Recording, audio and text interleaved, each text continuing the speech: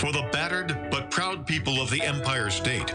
From the financial and entertainment epicenter of New York City to the sleeping and empty small cities and towns of upstate, which once bustled with manufacturing, mining, and farming.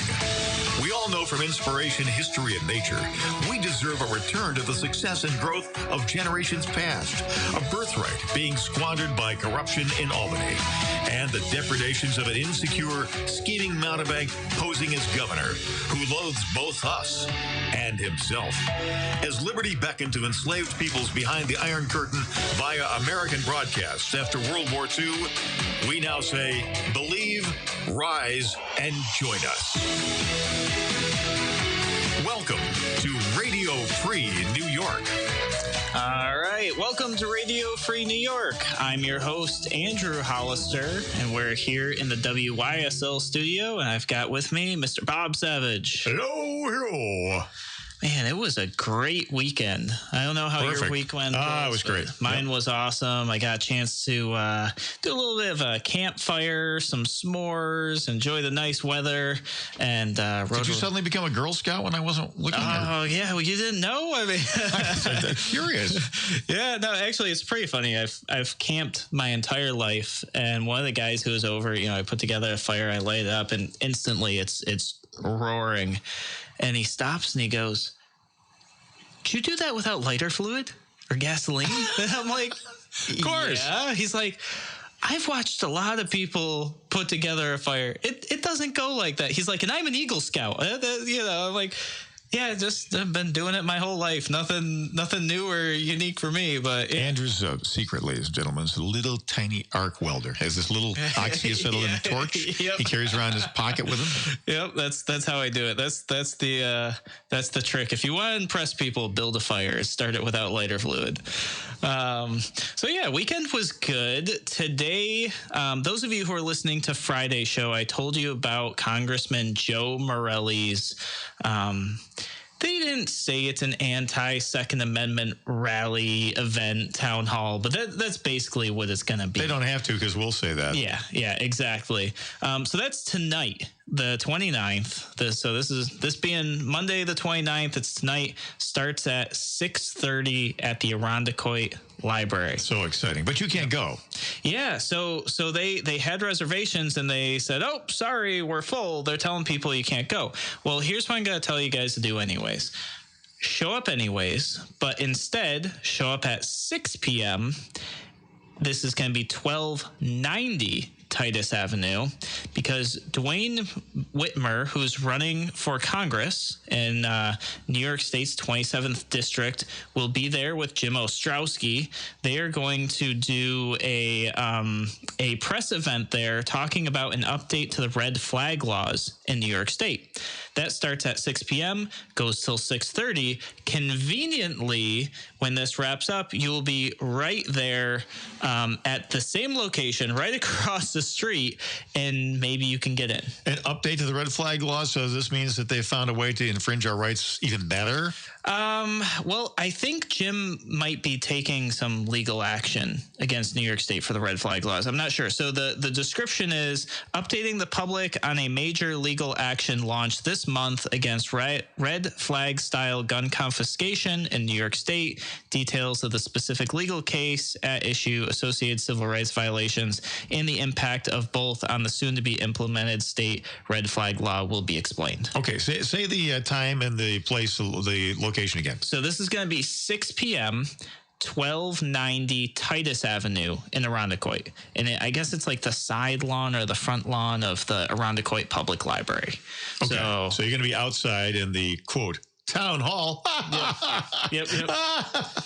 Will be taking place inside. Yes, absolutely. So I'm encouraging you guys, come early. If you're planning on going to the 6:30, just show up a half an hour earlier.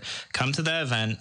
And if you called them and they said, "Hey, you can't come in. Sorry, we're booked. We're reserved already," show up anyways. So come at 6, show your support there, make sure we have a strong showing, and then you'll already be there. If they don't let you in, it's not like it was a wasted trip.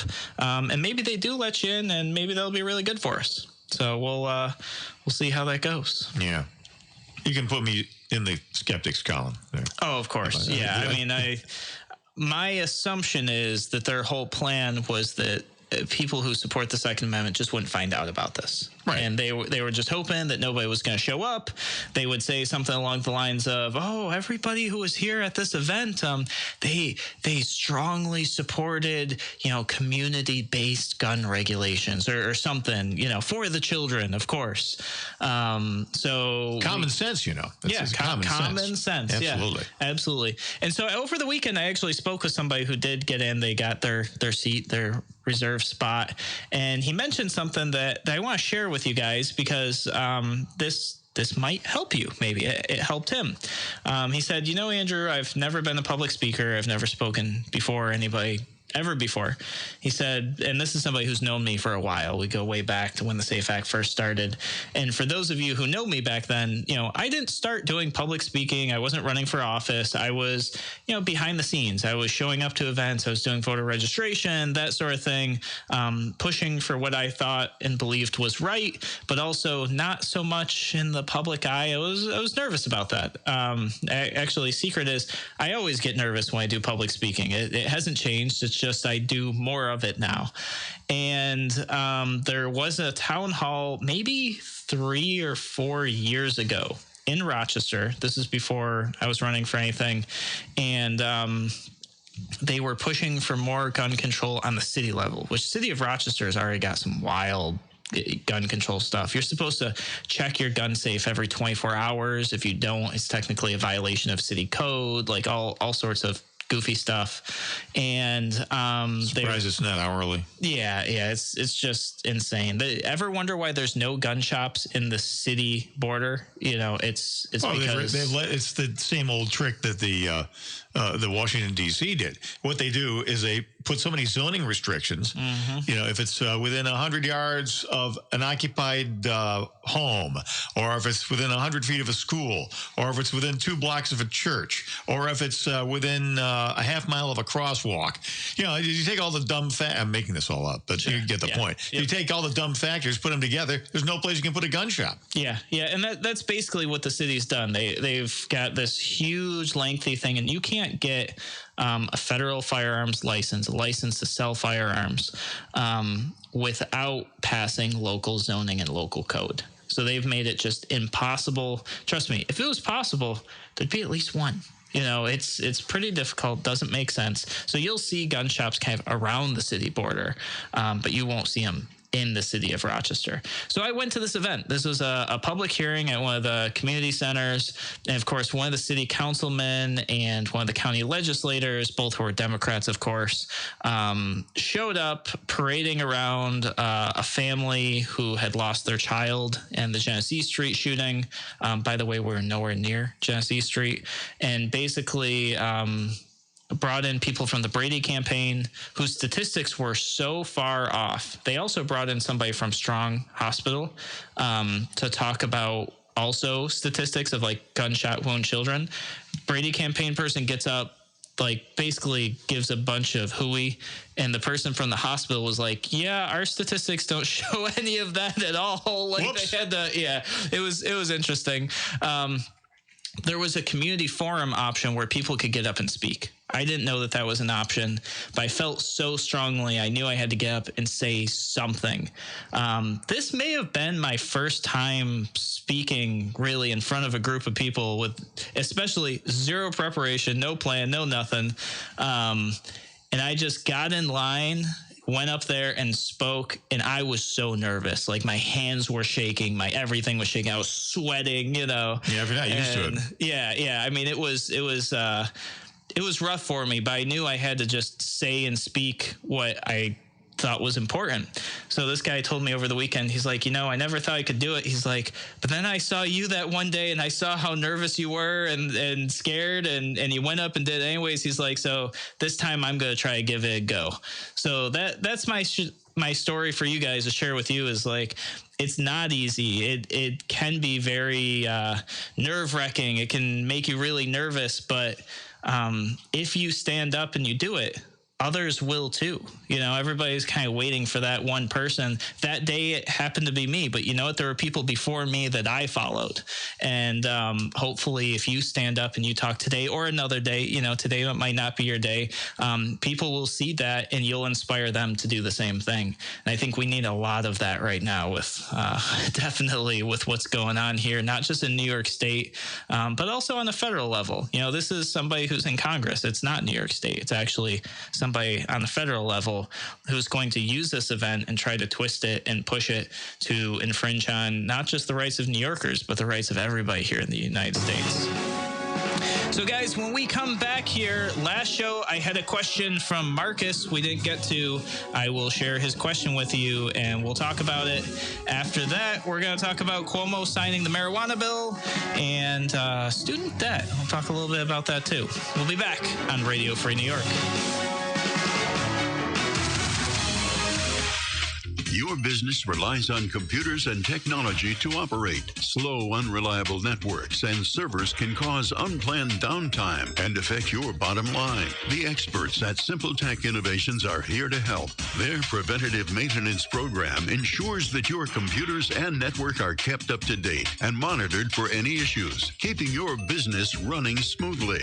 They also help clients achieve HIPAA, PCI, and New York State cybersecurity compliance to keep your network safe and secure. Whatever your business IT needs are, Simple Tech Innovations should be your first call. They've won the best in Rochester 8 years in a row and have an A+ Better Business Bureau rating. Call them today for a free consultation at 585-200-3182. That's 585-200-3182. Simple Tech Innovations.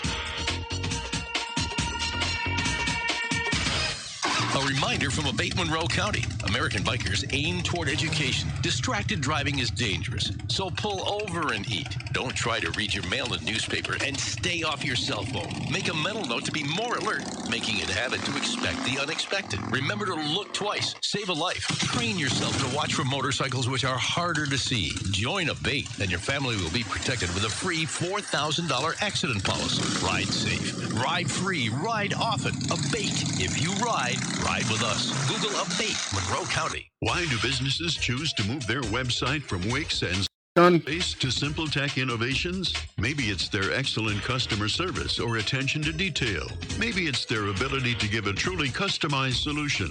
Or perhaps they just like the fact that Simple Tech is a local small business that builds great relationships with its clients. Whatever the reason may be, last spot. If you need something to drink, I'll bring it in, though. Simple Tech has your best interest in mind when building or updating your website. We have some JTB water. Helping customers achieve their goals. But don't take my word for it. You know what that is, just the basics. Have an A+ Better Business Bureau rating. If your website doesn't match your dreams or isn't achieving your goals, give the professionals at Simple Tech Innovations a call today for a consultation at 585-200-3182. That's 585-200-3182. Simple Tech Innovations. You're listening to Radio Free New York On the WYSL stations.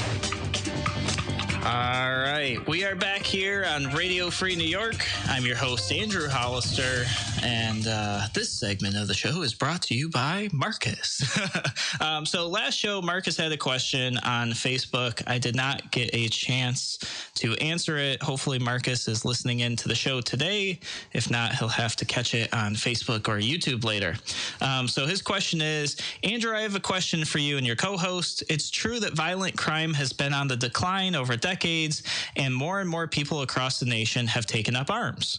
We're obviously never going to see rights liberated here in New York City. Oh, come on. No, we're going to find that someday. Maybe not in my lifetime or yours, but we'll get there. But despite the strict gun control we have here, which I am against, we do have some of the lowest crime rate or some of the lowest crime in the country for such a big city. Do pro-gun control people have an argument there with regards to police presence and gun control? And then he says, for the record, I still don't trust the NYPD to protect my well-being and hope to live somewhere where I can access excise my Second Amendment rights, hopefully here in New York. It means exercise. Yeah. Yep. So, no, that's actually a great question, because I think that sometimes people, they think that's a common thought, especially in New York City. Like, hey, this gun control thing, I hate it. I don't like it. But the crime seems to be going down. So is it maybe okay? Is it because we have a lot of police? Like, why is this? So yeah, I think this is a decent question. The first thing I would say, though, I would highlight in the very beginning that, yes, crime is going down, but it's nationwide. So it doesn't have anything to do with the gun control per se. And I was looking for like a study on increased police presence compared to crime rates to see if there's actually a correlation there. I saw some stuff. I get his point. He's talking about all these major cities like Detroit and Baltimore, which are, it's just a murder fest every day. Sure. Yep. And they're much smaller cities. And so what makes New York unique? So I don't know. Go ahead. And then I'll throw my 2 cents in. Sure. Yeah. So, just in general, crime has come down. However, what I did find is crimes that people who are present for, that they could have protected themselves from if they had the rights to bear arms, was actually up. So generally, crime has gone down, but crime against a person has gone up. And an example of this from, where did I get this? Newsday.com. In 2018, rape was up 22% in New York City. So while other crime, for the most part, robberies and other crime that maybe not be related to you being personally or actively victimized, somebody breaks into your home, this or that, is down, and it's down nationwide. Crime that could have been prevented with, say, a stun gun, maybe pepper spray, which apparently you need a permit for and a registration for now. Yeah, it'll go the same way as guns. You just watch. Or a handgun, though that 22% increase, I don't think would have happened. If we truly gave people their liberties, and this kind of answers a little bit of the police question too. Does an increased police presence help reduce crime? My guess is yes, but I think what would really drastically reduce crime is if being a criminal was more of a hazardous occupation. If the news cycle, just imagine, we're years in the future, we've got maybe a more libertarian New York State, and people can actually have the right to defend themselves with the means that they find appropriate to them, and government's not involved. We'd have a different news cycle. The news cycle would read something like, "Oh, last night, another burglar was shot dead while trying to break into somebody's home." Or, another person tried to victimize a young woman and got shot in the process. That sort of thing. I don't care how many police you got. That's going to make that a really hazardous occupation. And, once the occupation becomes hazardous, less people do it. And my example would be, how many underwater welders do you know? Not so many. How many bomb technicians do you know? Those are some hazardous occupations. If word gets out that breaking into people's homes gets you shot, trying to rape somebody gets you killed, I don't care how many police you got, you're going to have less rapes, you're going to have less burglaries. And I don't mean to sound like morbid or crass or anything, but we also have a lot less strain on our justice system, which means it's going to cost us a lot less long term as well. New York City, too, I think it's important to realize that New York City is a really unique situation, sociologically, economically, and in every other way that you can possibly think. I mean, it's 8 million people, between 8 and 9 million, I guess. And that's larger than some countries. Yeah, no question about it. Yeah. But it's there's kind of like a first of all, you got to think of New York as kind of whoops. I'm sorry, I thought I dialed that down. You got to think of New York as kind of a it's sort of like in the Cineplex, you got all these widescreen IMAX 70 millimeter color movies, and New York City is kind of like a perpetually running 1940s black and white scratchy film. You know, it's completely different from the universe that surrounds it.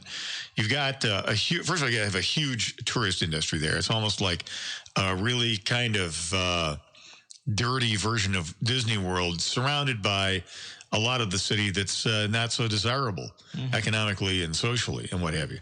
And also you have a tremendous commuter population. That's true. In the presence, particularly in Manhattan. I mean, you talk to all the Uber drivers, you talk to the people who are vendors, you talk to people who do business. They all commute in from Jersey City or from Westchester or from Connecticut or from the island.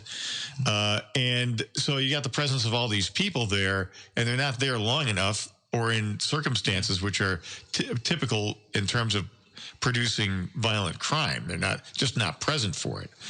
So it's just and then you have a tremendous recent immigrant population in New York City they're not accustomed to having firearms. So they don't miss them. So it's not that big of a problem to them. Yeah. Well, and I would also say, the economic situation in New York City, there's no secret that many times crime is actually linked to economics. It doesn't have anything to do with a firearm, a knife, or anything like that. But in poor areas, you will see more crime. And in wealthy areas, you'll see less crime. New York City, for everything it is still the financial capital of the world, so there's a lot of money there, a lot of wealth there. Do they have a homeless population? Absolutely. Do they have poor people? Absolutely. But it is not the same as being in Rochester, New York, Buffalo, New York, Syracuse, New York, Detroit, Chicago, those cities where not only is there a ton of poor people, a ton of poor communities struggling to survive, and violence is the only thing they know, or that's maybe how they were raised. We also have, not as much wealth there. You go to Manhattan and, you're walking through a neighborhood and it's like, oh, these apartments start at $15 million. Downtown Rochester, no $15 million apartments, So I think there's a big economic disparity thing there. It's just an atypical example. It's not something you can draw. So I hope we answer your question, listener. I didn't get his name, but Marcus. Marcus. Yep. So I think that's part of it. It's just it's just an unusual. It's a category of one. Yeah. No, I would agree. New York City is kind of an odd example, but people do point to it, and I think that there's some factors, especially economics and that sort of thing. People coming in and out. I can't tell you how many people I met on the campaign trail, sometimes 2 hours away from New York City and totally different counties, and they were like, "Oh yeah, I commute to New York City every day for work." I'm like, really? You could go over here to the park and ride, get on the bus, go to work, come back. Oh, 2 hour commute to if you're going to Midtown. If you're going to Manhattan, that's not unusual. Yeah. And that's the thing. I met a lot of people outside of New York City that they would commute to work in Manhattan or somewhere like that. And that is a lifestyle down there, which was unique to me, for sure. So. Really cracks me up because here in Rochester, New York, here on our flagship radio station, we used to have traffic reports. And people would come in front of town. They go, "Hey, I notice you're running traffic reports on your station." And I'd say, "Yeah." And they'd say, "Why?" Yeah. The average commute here is 17 minutes, folks. Yeah. And if you live in the city, it's really short. My commute before I moved used to be 3 minutes. That was my commute. And that was just because of a couple traffic lights. If you took the traffic lights out of there, it would have been 45 seconds. And now it's, I think, 13 minutes. And that just feels like forever. 13 minutes to work is just too much. Oh, listen, if somebody blows a left turn and makes you wait through another light, people behind that person are frothing at the mouth and pounding their steering wheels in frustration. It's hilarious. Yeah. If you ever lived anywhere else, this is not typical, folks. Yeah, yeah. But then it gets really bad when it starts snowing, the wintertime, then your commute could be 25 minutes. It could be 20, 25 minutes. And that's terrible. Now you're late for work, I came back to Rochester from Pittsburgh in 1985. And so, I'm around the radio station where I was doing the morning show, and people are saying, "Where are you going to live?" I said, we found a nice place in Scottsville. And they look at you and they go, "How long does it take you to get to work?" It's 11 miles away. Yeah. That's commute for whatever reason. I don't know if it's like this in the rest of the state, but definitely in Rochester, like commute time is really important to people, and it's really, really low compared to, especially people come up from Florida. They're like, "Oh, my commute was always an hour and a half." Like, what's 20 minutes? We're like, 20 minutes? That's forever. What do you mean? So, all right, guys, time for our mid-show break. When we come back, we're going to talk about Cuomo signing the marijuana bill today, and we'll talk a little bit about student debt as well here on Radio Free New York.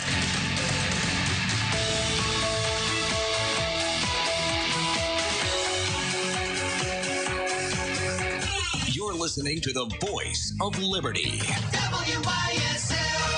AM 1040 Avon, Rochester, FM 92.1 Rochester, FM 95.5 Spencerport, and WYSL1040.com everywhere.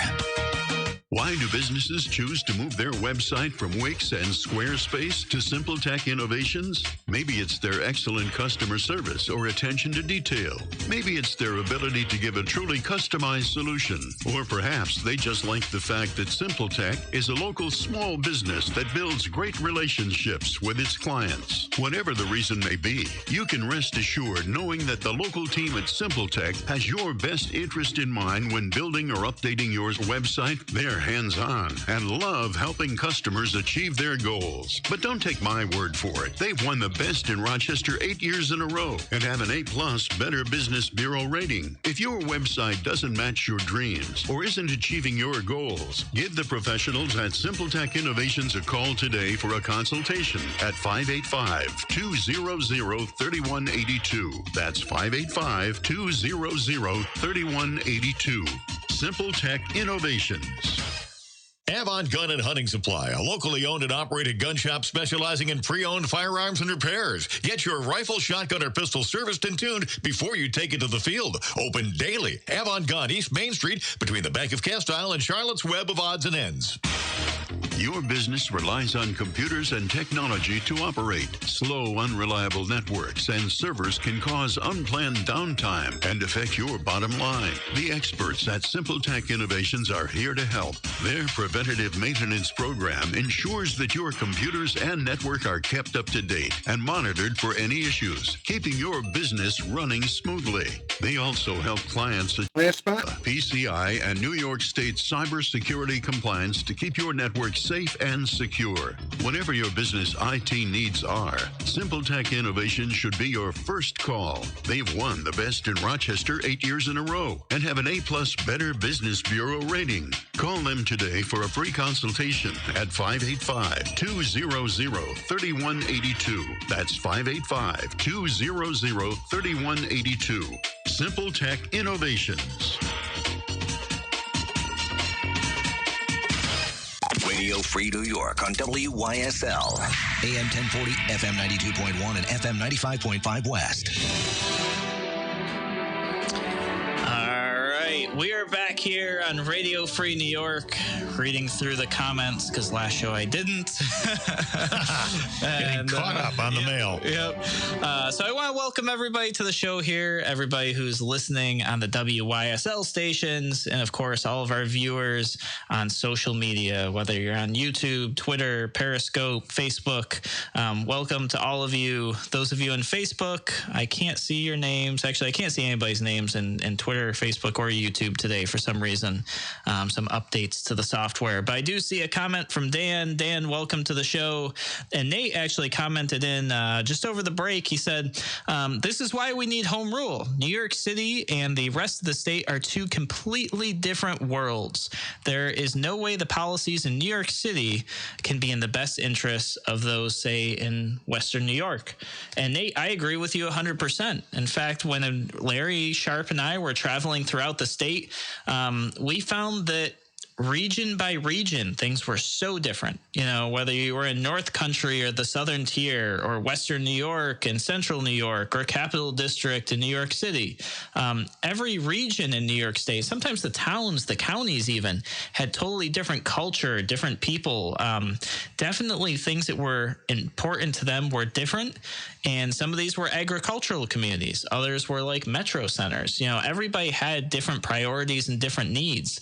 And you're totally right. New York City does dominate New York State. A lot of times New York City is ruling New York State and pushing their policies on the rest of us. And they simply don't work with, you know, how our locations are. They don't work with our culture. They don't work with how our industries operate or even our infrastructure. It's very, very different. So I agree with you 100%. Home rule, the idea of letting counties be counties, giving people the opportunity to actually have a say in local politics, and it actually means something. Because right now what happens is Albany really just runs kind of like the evil empire. You know, they just tell you what's going to happen, and your county is stuck doing it with the either funded or unfunded mandates. And it really takes away the idea of local politics and the politicians and what I would like to see politicians switching back to being public servants. And what you hear from them often is like, Andrew, I'd love to make this change, but guess what? New York State just pushed this mandate through. I have no say. It's either we do this or I go to jail. And, the joke is I'm too pretty to go to prison, so I'm not going to prison. You know, that's, you hear this from people that want to make change and their hands are tied by mandates from Albany. So well, if that person's too pretty to go to prison, must be from Kevin Wilson. Oh, yeah. I'm thinking probably that's what's going on there. Yeah. No, I think that, it's a great point. And I think that what Cuomo is up to in Albany and the unresponsiveness of the New York State government is, I think it's an indicator of a trend, and it's not a good one that I'm seeing. The people make their wants known, and government, either through a referenda or through an election or some other, democratic process, and government just ignores it and blows past it. Yeah. And the example I'm thinking of is in California, where 3 times there was a referendum about gay marriage. And in California, the bluest of blue states, with the possible exception of us, people voted down gay marriage. They're fine with homosexual unions and gay and lesbian relationships and all aspects except for marriage. The California people wanted to keep marriage between a man and a woman. And this was the result of and I think the results were like 63% to 20%.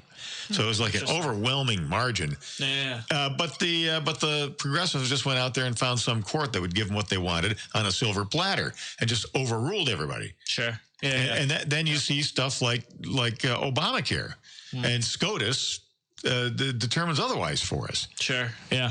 Yeah. And that's definitely the purpose of having, different branches of government to check each other. But, sometimes it feels like the different branches of government are just ignoring everybody and doing what they want. So, yeah.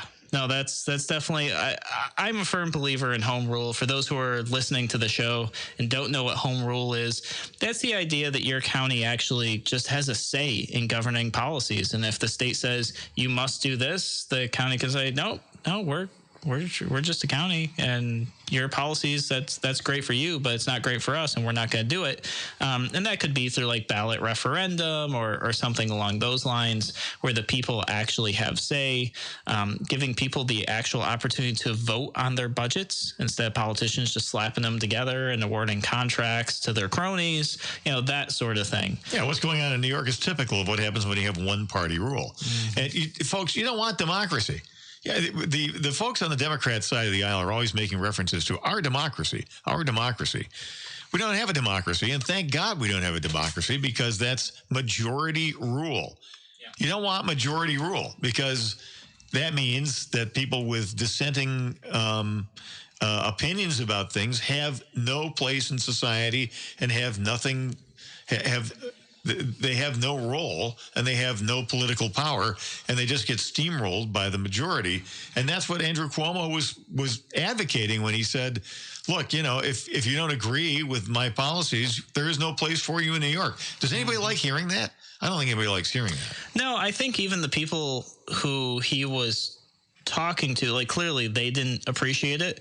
But I think even the people who oppose him or normally agree with him, I think they're like, yeah, that doesn't sound like what we believe in, being exclusive and this and that. I think that a lot of people took offense to that, even people who weren't conservatives. Absolutely. Yeah, as the old line goes, democracy is two wolves and a sheep having a discussion about what's for dinner. Yep.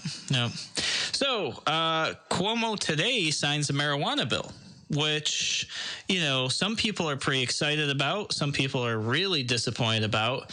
I want to start with this quote that he has in here, because I want to talk about this. This is important.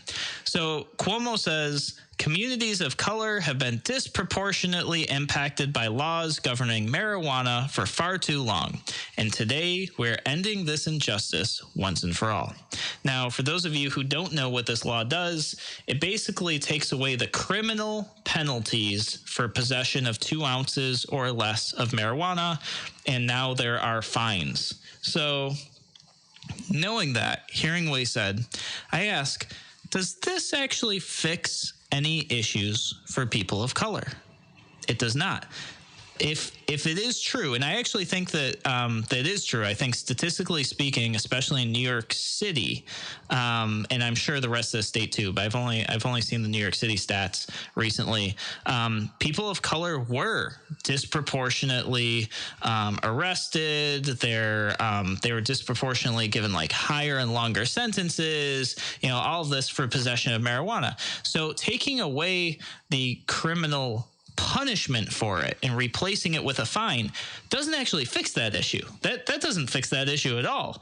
Now, instead of throwing them in jail disproportionately, you'll just be raiding their wallets disproportionately. So the idea that this was some sort of racial justice, maybe restorative type law is just so full of it. It's total baloney. That's not what's happening at all. What's happening is Cuomo and the New York State Democrats are playing around with ideas to try to figure out how to monetize and tax marijuana. That's all this is about. This isn't about racial equality.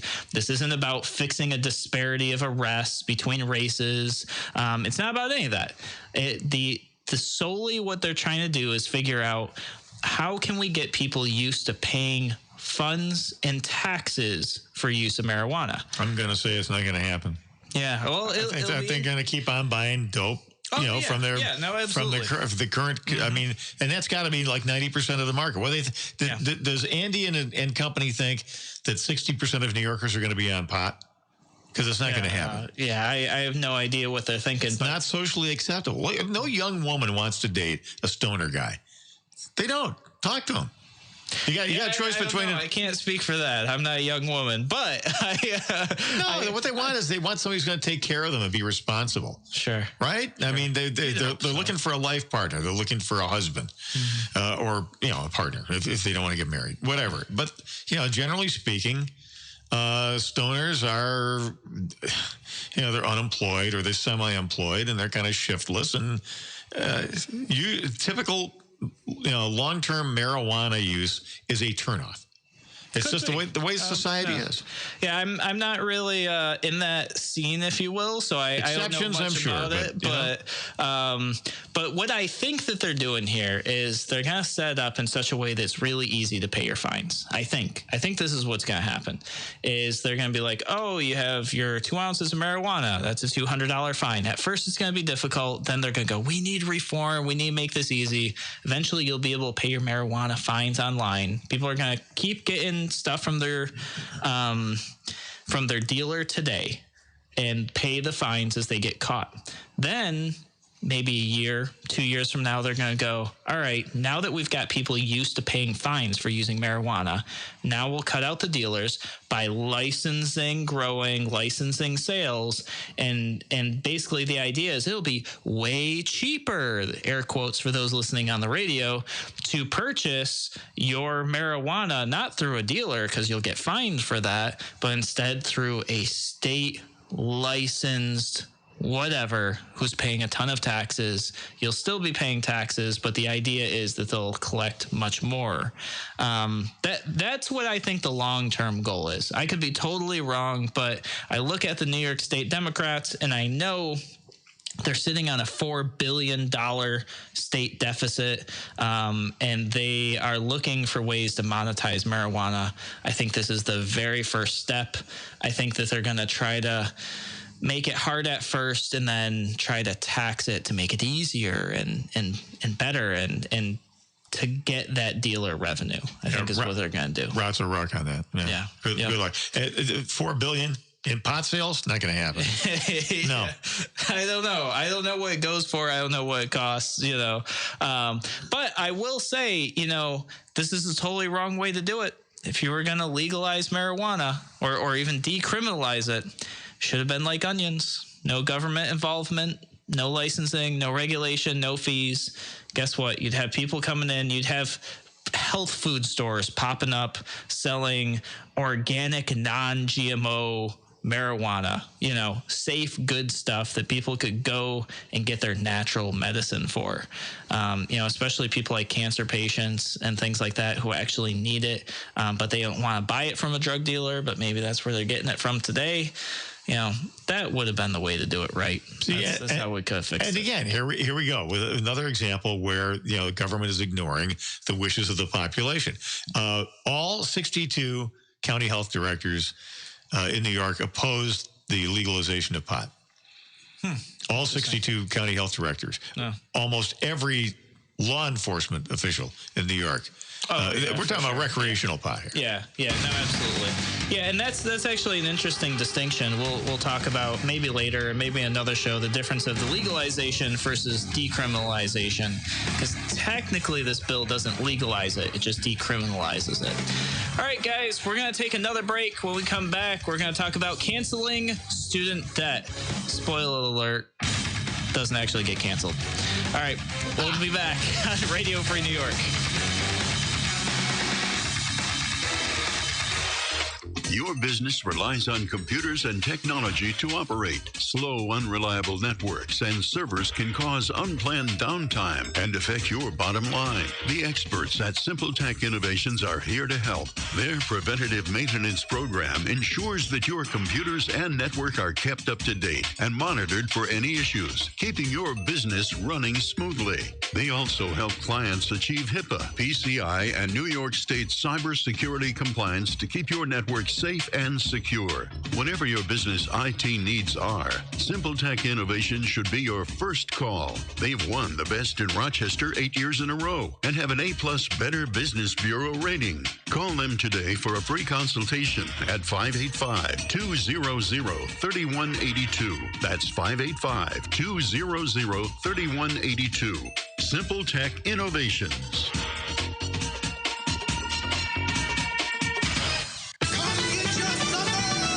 Ready to get wet? Come to the Soak Zone at Seabreeze. Catch the crazy curves of the new Twister water slide. Take a little plunge on the new pipeline. Plus, do all your favorites: the dumping bucket, the raceway slide, aqua blasters, and more. Come get soaked at the new Soak Zone. There's so much water fun so close to home.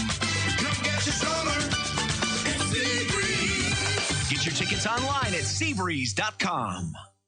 Why do businesses choose to move their website from Wix and Squarespace to SimpleTech Innovations? Maybe it's their excellent customer service or attention to detail. Last spot. Their ability to give a truly customized solution.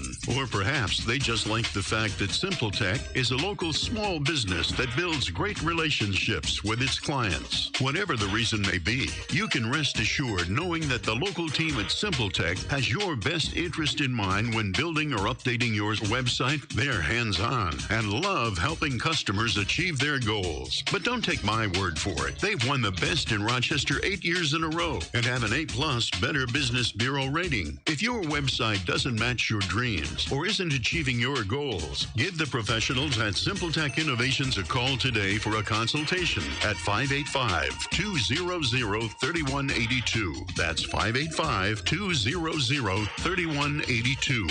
SimpleTech Innovations. You're listening to Radio Free New York on the WYSL stations. All right, we are back here on Radio Free New York.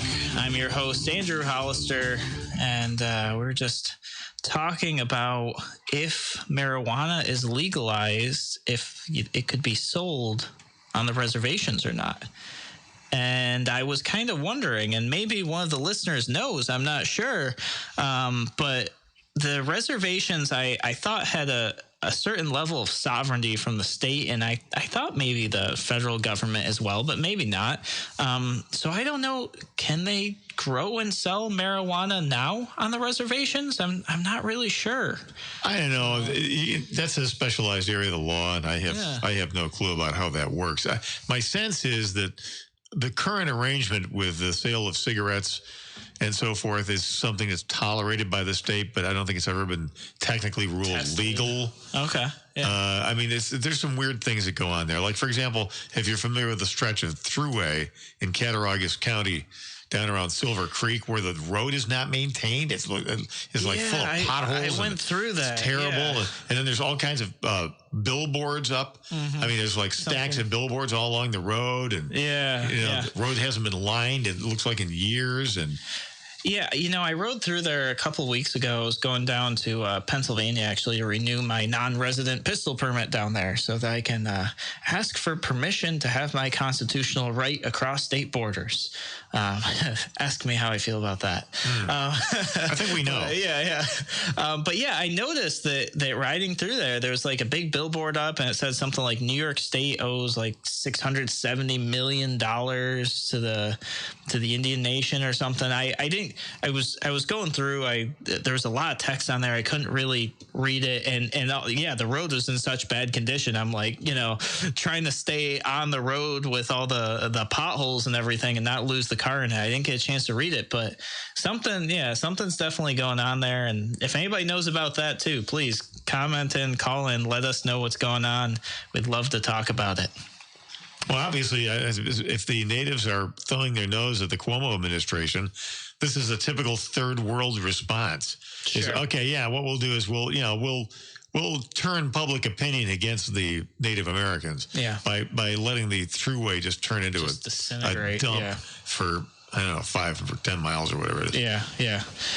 Yeah, so something came up this week, and I thought it was worth giving a little bit of voice to the issue, and it is the student debt crisis. Everybody talking about how much student debt makes up of people's income, and there's a lot of presidential candidates running on the Democratic Party on some sort of platform of canceling student debt.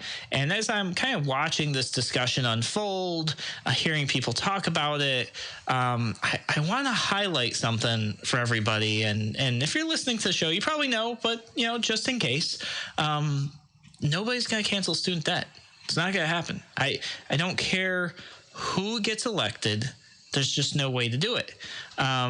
So people got to stop talking about canceling student debt. The only thing that is going to happen if student debt goes away, and it won't go away, but that's what they'll tell you, is they will transfer student debt to a bunch of people, example, taxpayers, who never consented to take on that debt to begin with. That's all this is. There's no canceling the student debt. It's shifting the debt to somebody else who never even consented to have it in the first place. This whole idea, and we talk about this on the show when people say government's money or something like that. No, the government isn't going to pay for education. You, the taxpayer, will pay for education. It's a very straightforward concept that politicians do not want people to know, don't want people to get, don't want people to realize that student debt will cost you way more over the cost of your life than you would ever imagine the moment government starts managing that money. If you don't believe me, visit your local DMV, although I hear rumor that the one in Genesee County is really good. Geneseo. In Geneseo. Geneseo, Livingston County. Yep, I hear that is a really good DMV. Go to pretty much anybody else's DMV, and you'll see. Do you really want those people managing your student debt? Or your retirement for that matter. You look at Social Security and every year, it's going to run out. There's not enough funding. We can't take care of people. And if that's not enough, look at the VA. You can look in any direction at just about any government service. Healthcare under Obamacare. Yeah. What we're going to do here is we're basically going to go to a pretty much government-dominated system. We'll allow a private system to exist alongside it, and then we're going to add on top of that, we're going to add a huge federal bureaucracy, and costs will go down. Yeah, no, it's never happened ever. Not in one instance has government gotten involved in something actually gotten cheaper. I mean, none that I've ever heard of. The only possible exception to that statement, and I don't even know if this is true or not because I've never experienced a different system, would be water. That's the only situation where maybe it's more affordable getting it from your municipality. I'm not sure. I don't have any proof of that, but that's just the one exception that maybe it is, but maybe that's totally false too. Maybe if you didn't have municipal water, maybe if you had private companies competing, maybe the water bill would be even cheaper. I'd like to think that that's true. I just haven't experienced it, so I don't know. Well, talk to folks in Western states because we kind of take water for granted around here, but out in the West, where you don't really get water rights when you buy land, you have to buy that separately. Interesting. And it's a real problem because water's scarce out there. Yeah. We have tons of it. We have the Great Lakes, we have the rivers, we have everything else.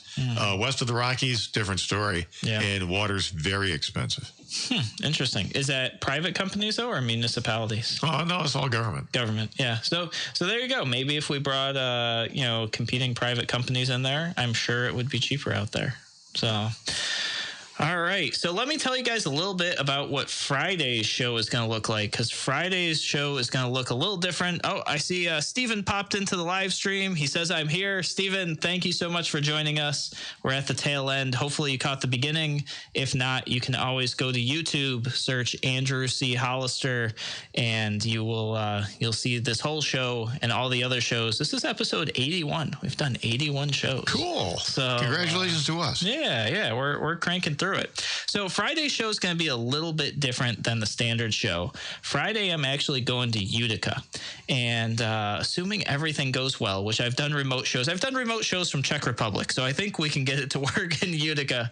I'm actually going to do the show from Utica in a coffee shop, and we're going to have a couple people who are running for office. They're running as libertarians who want to share why they're running for office and what issues that they see are important on a local level. So you guys might have remembered, I think it was 1, 2, or even 3 shows ago, we talked about the importance of running for local office. I think it was last show. This is hard to keep track. So they said, hey, we'd love to talk about why local is so important. And so I'll be out there doing a libertarian event. I'm going to have them on the show. They'll give their perspective as to why local office is important. And so you'll get to hear from some real live candidates, what's important. And then we'll kind of go from there. I'm sure we'll talk about some fun things about local government. And there might be some stuff specific to Utica. So maybe it'll be educational, but I'm sure the overwhelming amount of stuff can bleed into any small town, village, or city. So very, very excited about that. Sounds like fun. Yeah. We'll have some fun with that. And if you guys are lucky, I might be able to squeeze in us talking about raising the age for cigarette purchases. That's another topic came out. New York state law is now 21 for purchasing cigarettes, but nowhere, and not only in New York state, nationwide and even internationally, I checked with other countries too, I haven't found a single place where the law says that you can't smoke or use tobacco products under that age, only that they can't be sold to somebody under that age.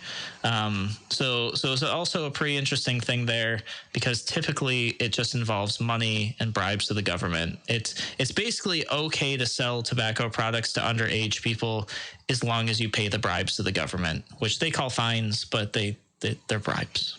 So yeah, in the Middle Ages, you got to buy your way out of sin with the church through what was called indulgences. Yeah, I remember papal that. indulgences. Yep. So now you can pay your indulgence to the Church of Cuomo,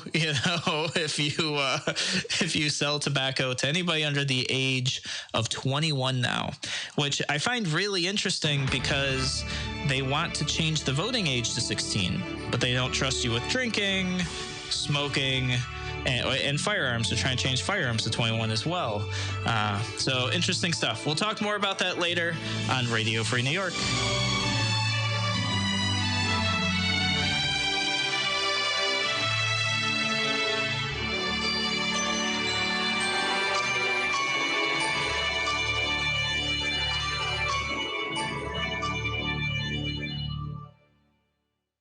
Only $177 a month.